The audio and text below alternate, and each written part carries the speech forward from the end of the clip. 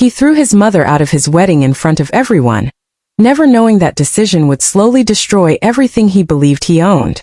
The wedding hall smelled of flowers and expensive perfume, but to her it felt suffocating. She stood near a pillar, quietly watching guests admire the decorations, the lights, the happiness that seemed borrowed rather than real. Her son avoided her eyes all evening, and that silence hurt more than any insult. When he finally shouted for her to leave, his voice wasn't just loud, it was cruel, rehearsed, as if he had been waiting for the right moment. People gasped. Some looked away. Others stared at her with pity. She didn't speak because words would have betrayed the years of discipline she had built inside herself. She walked out slowly, every step heavy with memories.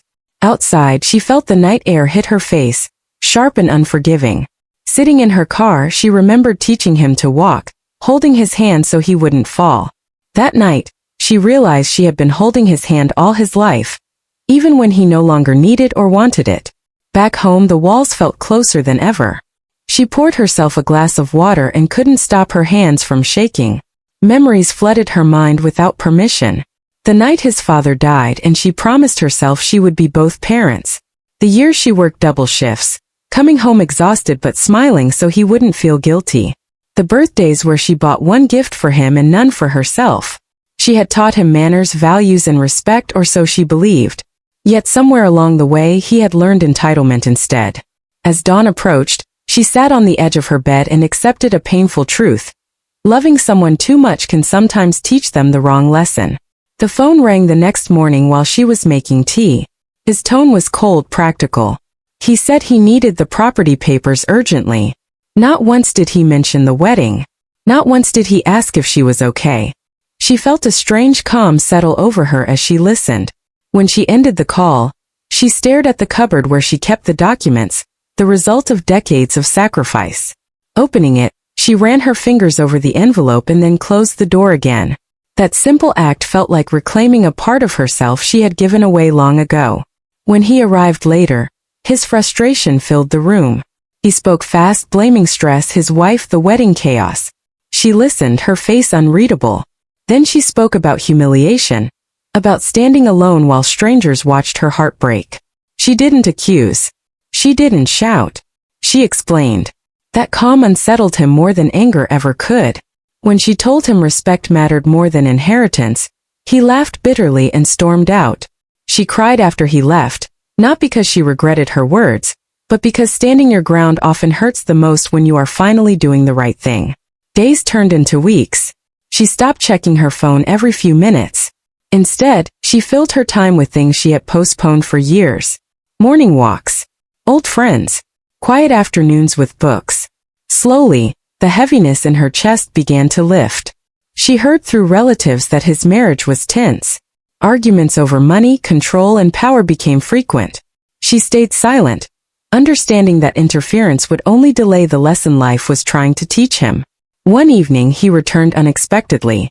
He looked tired, older somehow. His confidence had cracks now. He spoke about sleepless nights, constant fights, and a feeling of emptiness he couldn't explain. She listened without interrupting. When he asked again about the property, her response was steady, unchanged. She told him love without respect was just control disguised as care. This time he didn't argue. He left quietly, carrying something heavier than disappointment. Realization. After that night, silence settled between them like a wall neither spoke about but both felt. Weeks passed without calls, without messages, without excuses. She learned to live inside that silence. At first it was painful, like learning to breathe with one lung, but slowly it became peaceful. She reorganized her house, donating old things, throwing away memories she no longer needed. She repainted the room he once slept in, choosing colors she liked, not ones chosen to please a child who was now a stranger. Every brushstroke felt like reclaiming territory. In quiet moments, guilt tried to creep in, whispering that a mother should always give, always forgive. But she reminded herself that giving without limits had brought her here. Somewhere far away, her son was learning the cost of choices he once made easily. His marriage, once displayed like a trophy, began to crack under its own weight. The woman he married admired power more than partnership, control more than care. Arguments became routine. Money turned into a weapon. He realized too late that the same attitude he had used against his mother was now being used against him. Each fight echoed her words in his mind, words he had dismissed as emotional manipulation. Late at night, sitting alone in his apartment, he thought about the wedding, about her silent exit, about how she hadn't begged. That memory haunted him more than any argument at home.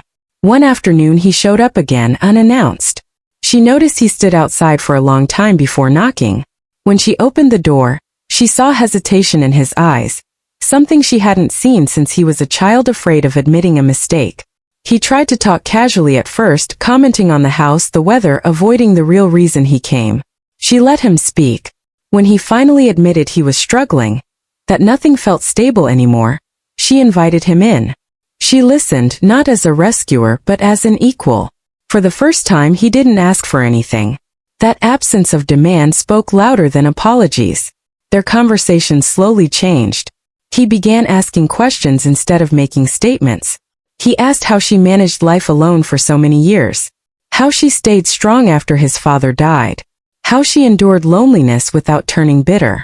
She answered honestly, not romantically. She told him about fear, exhaustion, and the moments she nearly gave up. He realized strength wasn't dominance, it was endurance. Each visit stripped away a layer of arrogance he didn't know he carried. Eventually, the topic he feared most surfaced again. The property. This time, his voice wasn't demanding.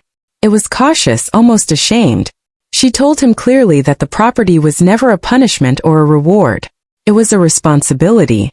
She explained that inheritance was not a right earned by birth, but a trust earned by character. If one day she felt he was capable of protecting not just land but people, then the papers would mean something. Until then, they were just paper. He nodded, understanding for the first time that